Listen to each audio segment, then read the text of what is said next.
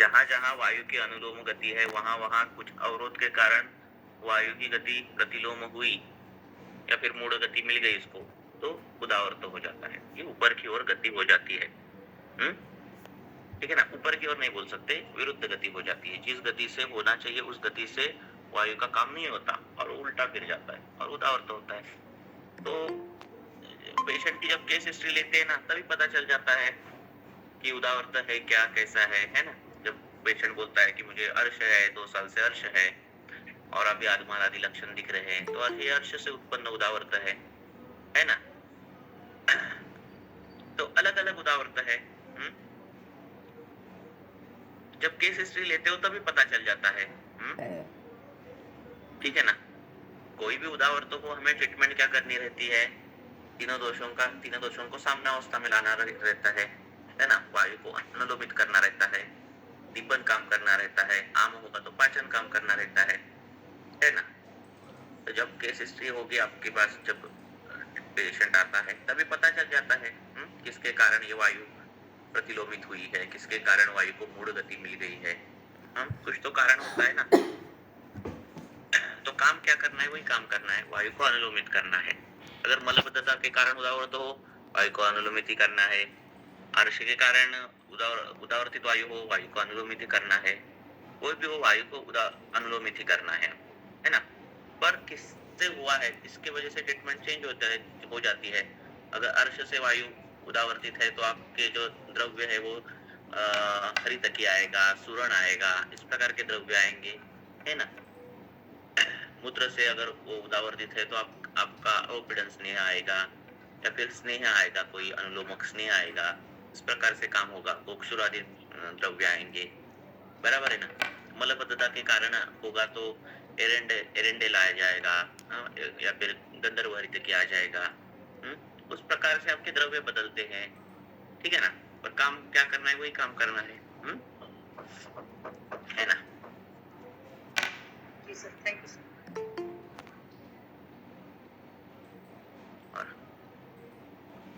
Hello, बोलो। नमस्ते sir. Sir एक पेशेंट है ना, ओल्ड पेशेंट है, वो 90 प्लस है उनकी एज, 90 to 93 के अराउंड है। और सर उनके जो फैमिली वाले हैं उन्होंने अप्रोच करी थी, तो उनकी कंप्लेन ये है कि वो क्या करती हैं कि टीवी में कोई कैरेक्टर उन्हें दिखता है तो वो उनसे बात करती हैं।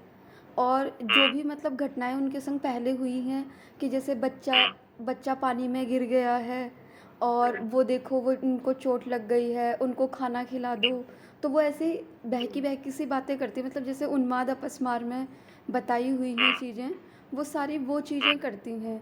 तो सर उसमें हम कैसे उनका ट्रीटमेंट करेंगे? देखो 90 साल की है तो ये जो उम्र है ये शारीरिक भी वयोवृद्ध रहती है, मानसिक भी वय रहता है ना। जैसे शरीर का भी बल कम हुआ रहता है, वैसे मन का भी बल कम हुआ रहता है। और मन के कार्य क्या है, संकल्प विचार यम यम देयम, मन के कार्य है ना। किसी भी चीज को समझना, जानना, उस पर चिंतन करना, उस पर डिफरेंशिएट करना कि ये चीज कल की है, ये चीज आज की है, ये चीज अच्छी है, ये चीज बुरी है। ये जो है वो मन का काम है ना। संकल्प करना, मैं कल क्या कर सकूंगा, आज मैं क्या करूंगा, उस पर चिंतन करना कि मैं किस प्रकार से काम ये करूं, ये सब मन के कार्य है, बराबर है ना। तो मन जब शरीर ये हो जाता है, बूढ़ा हो जाता है, वैसे मन भी बूढ़ा हो जाता है। तो मन बूढ़ा होने के कारण ये जो क्रियाएं हैं उसमें भी एक बाधा आ जाती है। कईयों की स्मृति चली जाती है, कईयों का संकल्प नहीं हो पाता कि मैं अभी क्या करूंगा, कईयों का चिंतन नहीं हो पाता कि किस प्रकार से होना चाहिए, है ना। कईयों का विचार ढंग से नहीं होता कि ये चीज अच्छी है क्या, ये विकल्प वो नहीं कर पाते। तो ये मन का ही है सब। जब वायु धातुगत हो जाता है ना। जब आपका वय हो जाता है तो क्या होता है, वायु सर्व धातुगत तो धीरे धीरे बढ़ता है ना। धातुएं जो पुष्ट होती है वो पुष्ट नहीं हो पाती, धातुओं का क्षय होता है धीरे धीरे धीरे धीरे। तब वो मांसगत जब ज्यादा जाता है, मज्जागत ज्यादा जाता है, तब ये लक्षण ज्यादा दिखती है। इसमें अच्छा काम करने वाला द्रव्य जो है निर्गुंडी है, वो मज्जागत वात का शमन करता है इस उम्र में, ठीक है, तो वो द्रव्य का प्रयोग कर सकते हो आप। ब्राह्मी ये सब पचन के लिए ये हो जाती है। निर्गुंडी का काम अच्छा होता है, उसका निर्गुंडी का तेल नस्य करना, निर्गुंडी चूर्ण है पेट में देना। और जब भी वही ज्यादा रहता है तब शतावरी अल्प मात्रा में क्यों ना हो वो देनी चाहिए। ताकि वो जो देखो एजिंग प्रोसेस हम रुक नहीं पाएंगे, हाँ वो तो होने ही वाली है। पर उसका जो स्पीड है ना वो थोड़ा कम कर सकते हैं। तो उनको अभी कुछ नहीं करना, उनको अभ्यंग नृत्य करने बोलो, शिरो अभ्यंग नृत्य करने बोलो और निर्गुंडी का प्रयोग करो। निर्गुंडी का अच्छा रोल दिखता है। सर उनके जितने भी ये सिम्टम्स हैं ना, उच्चाटन करना या फिर ऐसे बातें करना, वो 12 बजे के बाद का जो टाइम होता है ना दिन में, उस टाइम पे उनके वो बढ़ जाते हैं और बाकी के टाइम वो रिलैक्स रहती हैं, ऐसे कोई दिक्कत करती नहीं है। लेकिन बीच बीच में ही उन्हें अटैक्स से पड़ते हैं और सर उन्हें पित्त शुगर के भी काल है। में पड़ रहा है attack। हाँ सर, पित्तज काल में उनका पड़ रहा है। तो तो सर वो मैंने निर्गुंडी उनका सिद्ध गुरुत का प्रयोग करो, नहीं तो कल्याण का गुरुत दोपहर को सुबह 11 बजे देना। पित्त के काल शुरुआत में देना। ऐसे अच्छा। करना। उन्माद में आए हुए गुरुत जो है वो पित्त का काल जब चालू होता है मीन्स 11 बजे, तो 11 बजे देना। सर इसमें ऐसे जैसे करके जितना कर सकते हो उतना अच्छा है।